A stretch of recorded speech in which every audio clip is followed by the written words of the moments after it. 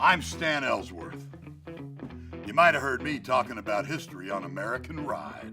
But today, I want to talk about the United States Constitution, how it came to be, why it came to be, and what makes the United States Constitution a revolutionary document even today. So throttle up, baby. Let's hear the story.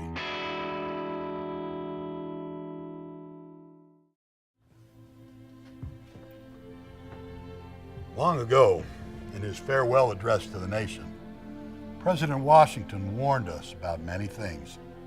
But one of the things he was most distressed over was the beginning of party politics that he'd seen happening in his own cabinet, and that they could bring out the worst in the American nation. Washington watched as the Democratic Republicans and the Federalists were formed. Later, it was the Whigs and the Democrats, and today it's the Democrats and the Republicans. Under the Constitution, it was the states that were to control the conversation about government. But who should be on the ballot? Who should stand for election as president? But over time, the parties have usurped the place of the states. It's now the party caucus, the party convention, that decides the candidates, that decides the tickets. It's party money that drives the election. It's party politics.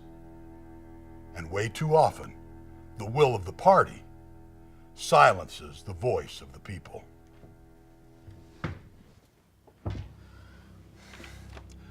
In the local and state elections, where the candidates should be the most approachable and responsive to the people, we find that often the candidate's ambition for higher office makes them pander to the party.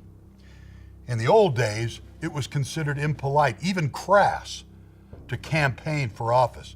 A candidate was supposed to stand for election. You'd run on your good name, your reputation. But under the party system, campaigning is a fact of life, and no candidate can hope to gain public office without a massive infusion of party money. Campaign cash keeps the candidates coming back.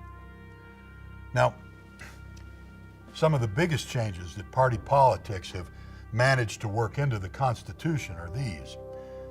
Under the original Constitution, there was no ticket. You didn't get two parties running against each other with a name for president and a name for vice president. There might be 5 or 6 people running for president. The candidate that got the most votes would become president. The candidate that got the second most votes would become vice president. Now, just imagine if we worked it that way today. The second big change has to do with the Electoral College. Now, electors in the several states are broken down the same way that the representatives in Congress are. If a state has 4 representatives or 14 representatives, you have the same number of electors in the presidential election. Now, under the original idea, the electors were divided and allotted according to the percentage of votes cast for each candidate.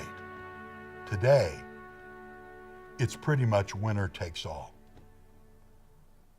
It doesn't matter if it's a 51-49 split or 90-10.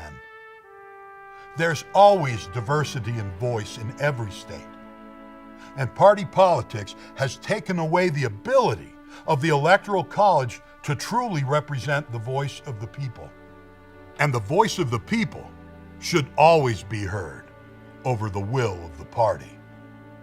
We'll see you next time when we talk about the power of patriotism and the passion of participation. Subscribe now. It's history with attitude and the American story with an edge.